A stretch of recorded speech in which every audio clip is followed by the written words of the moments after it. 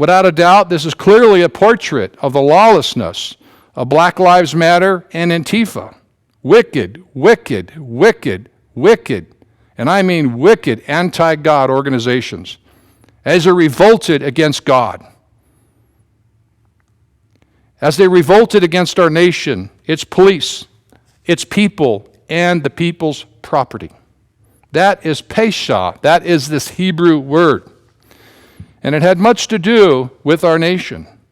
But it's also a portrait of some politicians, some judges, and some courts, and even particular White House administrations.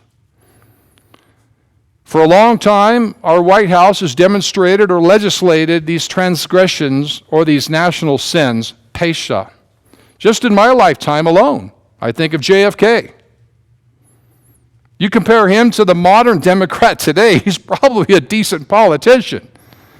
But the truth is, him, even knowing he was the first Roman Catholic in the White House, he was a serial adulterer. And God decreed him to be assassinated. We will never understand the whole reasons for that. I was in Dallas, Texas, preaching the gospel at the old grassy knoll where he was assassinated. Great place to share the gospel, to stand and preach, because people from Judea, Jerusalem, Samaria, and other parts of the world are there because it's a world-renowned tourist spot. Interesting there, when you stand inside the building of where the sniper was, at least allegedly where the sniper was, which I do believe he really truly was at that window, and I truly believe that a shot was fired from that window, but if you're ever in Dallas, Texas, please go to this museum.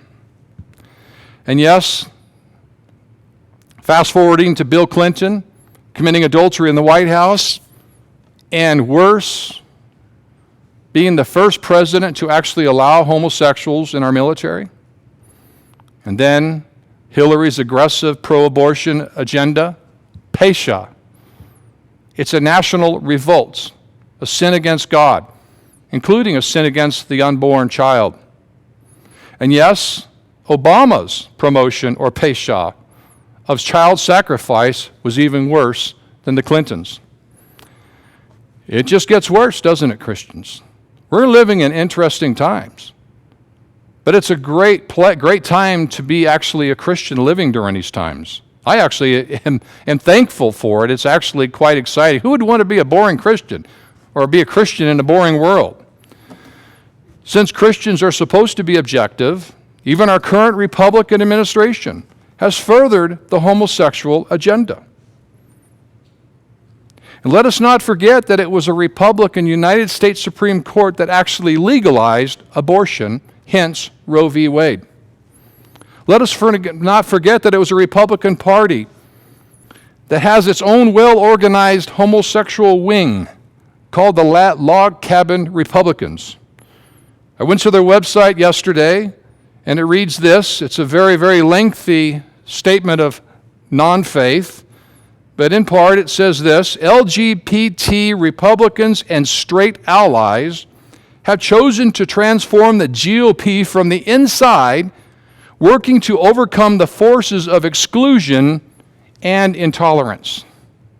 Let me make this very clear. This Christian, this pastor, is not one of their straight allies. And I will not work with them to, quote, overcome forces of exclusion, of intolerance, close quote, because tolerance of sin is sin in itself. A dear friend of mine, Pastor Lane, told my wife and I many years ago, Satan works on the church like a microwave oven. He cooks the church from the inside out. And by the log cabin Republicans' own admission, their goal is to transform the GOP from the inside.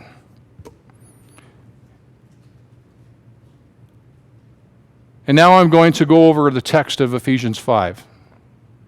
I'm actually skipping paragraphs here because I'm changing my mind as I'm preaching, which means I'm repenting that maybe some things I shouldn't say. But in the context of walking in love, walking in the light, and walking in wisdom, if you want to open to Ephesians 5, I'll give you time. This is very important.